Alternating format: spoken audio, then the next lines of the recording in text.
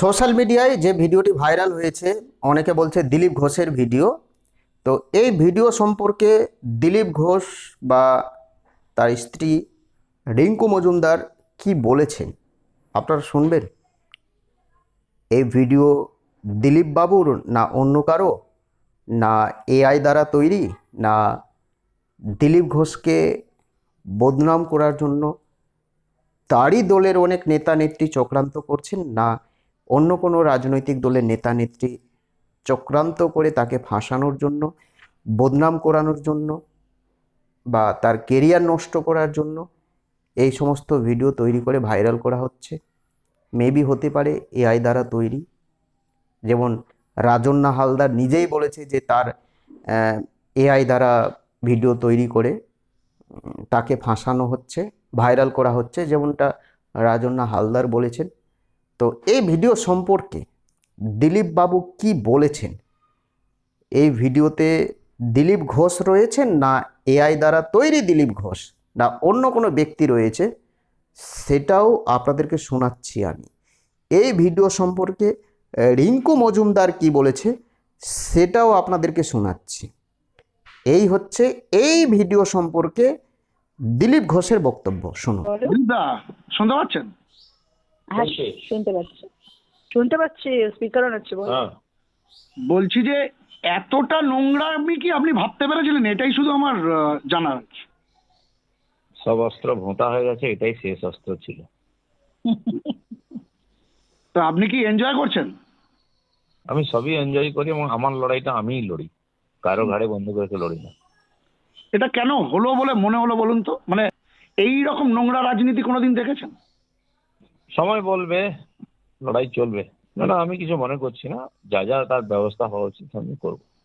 21শে জুলাই, সেটা 21শে জুলাই আর আপনার জনসভা দেখেই কি কারোর কারোর পায়ের তলা থেকে মাটি সরে গিয়েছে? অনেক কারণ আছে ভেতরে বাইরে, তো সেগুলো তো সময় হবে, কিন্তু লড়াই তো আমি করবোই, কারণ আমাকে ব্যক্তিগত অ্যাটাক করা হয়েছে। আমি পার্টি কাউকে ইনভলভ করবো না, একা লড়বো। ব্যক্তিগত লড়াইটা ব্যক্তিগতভাবেই লড়বেন, তাই তো? ঠিক ঠিক ঠিক। এটার এই ভিডিওর মানে কি বলবো, ভিডিও তো আপনি ফেক বলছেন, মানে এটা এটা কি তারা করেছে না তাদের মাথার উপর কেউ আছে? দেখুন, এ তো তদন্ত করবে পুলিশ, কারা করেছে কেন করেছে। যা যা আইনি দিক হতে পারে সেটা আমরা ভেবে দেখছি, আর সেইভাবেই এগোবো। আপনি কি পুলিশে অভিযোগ জানাবেন? অবশ্যই আইনি কেস এক জায়গায় না, একাধিক জায়গায় হবে। তাহলে কি দিলীপ ঘোষকে দিলীপ ঘোষের মধ্যেই পাওয়া যাবে না? দিলীপ ঘোষ মানসিকভাবে ভেঙে পড়লো কিছুটা। দিলীপ ঘোষ জলে স্থলে অন্তরিক্ষে যেখানে তার লড়াই করেছে, সে একজন যোদ্ধা। সে পেছন থেকে কাউকে ছুরি মারে না, ঠিক। তলোয়ার চালায়। আমি লড়বো, বুক চিতিয়ে লড়বো। আর আমি আজকে আসিনি, 40 বছরের বেশি বাড়ি ছেড়ে সমাজের মধ্যে আছি। আমার সম্বন্ধে এখানে এবং যেখানে থেকেছি যে কোনো মানুষকে জিজ্ঞেস করে নিতে পারে যে কেউ আঙুল তোলার সুযোগ পেয়েছে কিনা। পয়সা খরচা করলে মাস লিডার হওয়া যায় না, মানুষের হৃদয় থেকে মাস লিডার হয়ে নিজেকে প্রমাণ করতে হয়, আর সেটা উনি অলরেডি প্রমাণ করে দিয়েছেন। দিলীপ দাকে আমি একটা শেষ প্রশ্ন করবো। দিলীপ দা, আপনাকে অনেকে রাম বলে দলে ঢুকে গিয়েছিল, আপনি রাম তারা হনুমান। তা আপনার কি মনে হচ্ছে কোথাও থেকে হনুমানের কোনো দল রামকে বিপদে ফেলার জন্য এখন মেঘনাদের ভূমিকায় মেঘের আড়াল থেকে তীর ছুটছে? তাদের ব্যাপারে বলবো না, রাম কিন্তু সারা জীবন কষ্টই করেছে, কিন্তু রাস্তা থেকে সরেনি। কিন্তু মেঘনাদদের উদ্দেশ্যে কি বার্তা থাকবে আপনি শেষ বলে দিন এটা আমাকে। অন্তিম পরিণতি কি হয়েছিল সবাই জানে। ধন্যবাদ দিলীপ দা, ধন্যবাদ। এই এই ছবিটার ভিত্তি কতটা? এই যে একটা ভিডিও ভাইরাল হচ্ছে, অত্যন্ত নিম্নমানের একটি ভিডিও। আমি তো উত্তর পরে দেব, তার আগে আমি জানতে চাই, যেহেতু ব্যাপারটা আমাদেরকে কেন্দ্র করে, তো প্রশ্ন করার রাইট ফার্স্ট আমাদের আছে, কৈফিয়ত দেওয়ার রাইট সেকেন্ডারি। প্রাইমারি আমাদের প্রশ্ন হচ্ছে কাদের পলিটিক্যাল রিভেঞ্জ নেওয়ার লেভেলটা এত নিচে অব্দি নেমে গেছে যে একটা মানুষকে যখন কোনোভাবে কাউন্টার করতে পারছে না, পলিটিক্যালি যখন তার জনপ্রিয়তাকে নষ্ট করতে পারছে না, এই সে টিএমসিতে চলে যাবে, এই যে বলে মানুষকে পাবলিককে কনফিউজ করে দিল এতদিন ধরে, সেটা কি প্রমাণ হলেও আদেও? আমাকে কত কে বলছে, আবার কেউ বলছে আমাকে কোন পন্থী আমাকে ওনার সঙ্গে বিয়ে করার জন্য পাঠিয়েছে, কেউ বলছে আমাকে টিএমসি থেকে পাঠিয়েছে দিলীপ ঘোষকে বিয়ে করার জন্য। আমরা তো জানি এগুলো পুরো ফেক ঘটনা, আমরা জানি আমরা পার্সোনালি কানেক্টেড হয়েছি বা যাই হোক, সেটা সেকেন্ডারি। এখন বিষয় হচ্ছে ব্যক্তি স্বাধীনতা, গণতান্ত্রিক অধিকারের মধ্যে কি কি পড়ে? বাক স্বাধীনতা, ব্যক্তি স্বাধীনতা, চলাফেরার স্বাধীনতা। তো কে কার বেডরুমে কি করবে না করবে সেই ফটোটাকে ইমাজিনেশন করলাম, করে যা খুশি তাই চালিয়ে দিলাম। যদি ওনাকে পলিটিক্যালি ওনাকে মানে কাউন্টার করে ওনাকে নিচে নামাতে পারছে না, এখন ভাবছি ওনার ক্যারেক্টারটাকে, ইমেজটাকে, ইমপ্রেশনটাকে যদি পাবলিকের কাছে এভাবে খাইয়েই বলছে এই ওনার সিকিউরিটি কোথাও, আমার সিকিউরিটি তো তোলেনি এখন অবধি। এই সমস্ত যারা এই পন্থী সেই পন্থী পয়সা খাইয়ে ইউটিউবাররা, তবে তারাই পয়সা দিয়ে বলছে তোমরা এই লিখতে থাকো, গল্প খাওয়াতে থাকো। দিলীপ ঘোষের সিকিউরিটি এদের কথা মতন তুলে নেবে নাকি? হ্যাঁ, আরএসএস এর ইমেজ ইমপ্রেশন নষ্ট করছে, বিজেপির ইমপ্রেশন নষ্ট করছে, এটাকে তাড়ানো হোক। এগুলো তো বোঝাই যাচ্ছে কাদের আপনার কি কোথাও থেকে কিসের জন্য করছে। আপনার হ্যাঁ, কি এরা কোথাও গল্প কোথায় পাচ্ছে সিকিউরিটি তুলে নেবে? নেকি সিকিউরিটি তুলে? দিলীপ ঘোষ 63 ইয়ার্স এজ, তার পলিটিক্যালি তো 3 বছর ধরে সে এমনি বনবাসে সাইডে হয়ে রয়েছে। তাতে কি এমন রাজ্যের বিজেপির গ্রোথ হয়ে গেছে? বিজেপি তো উনি ছাড়ার মানে সরে আসা, ওটাকে সাইড করার পর তো ডিগ্রোতেই আছে। উনি যদি এখন 26-এর অ্যাসেম্বলি ইলেকশনে যদি উনি কন্টেস্ট না করে, ফ্রন্ট লাইনে না থাকে, তাতে কি যায় আসবে? ওনার কিচ্ছু নেই, ওনার যা দেওয়ার উনি আউটপুট দিয়ে দিয়েছে। 60 ইয়ার্স হয়ে গেলে মানুষ এমনি রিটায়ারমেন্ট, লেজার টাইম, উনি তো লেজার টাইম কাটাবেন বলেই তো বিয়েটা করলেন।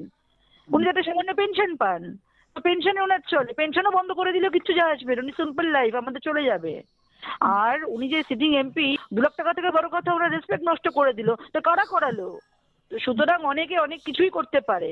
এটার নাম ভারতবর্ষ, এটার নাম পশ্চিমবঙ্গ, ঠিক আছে? এখানে চাইলে পরে এখানে বিবেকানন্দ জির সঙ্গেও তাই হয়েছিল, প্লাস আমাদের শ্যামাপ্রসাদ মুখোপাধ্যায়কেও কোনো রেসপেক্ট করা হয়নি, নেতাজি সুভাষচন্দ্রের সাথেও তাই করা হয়েছিল, লাল বাহাদুর শাস্ত্রীর সাথেও অনেক কিছু হয়েছিল।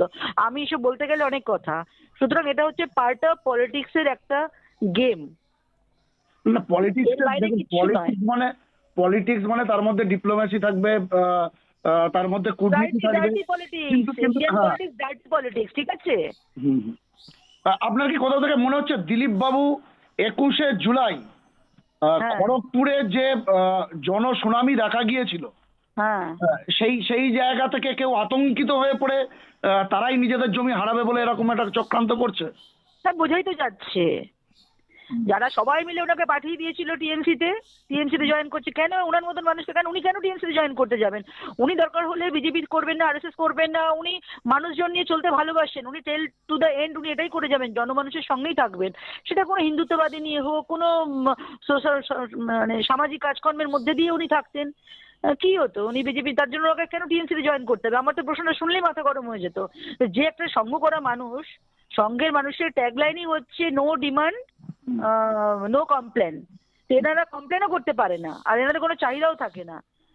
তো সেই মানুষ কেন টিএমসিতে জয়েন করতে যাবে? টিএমসি ছাড়া কি টাইম পাস করার জন্য আর কোনো কিছু নেই? টাইম পাস করার জন্য তো বিয়েটা উনি করলেনই। তো ওনাকে সরানোর জন্য এত ডার্টি পলিটিক্স কেন আপনাতে হবে? কোথাও থেকে কি মনে হচ্ছে দিলীপ বাবু সেদিনকে 26-এর বৈতরণী কিভাবে কতটা কি হবে আমি তো কি বলবো?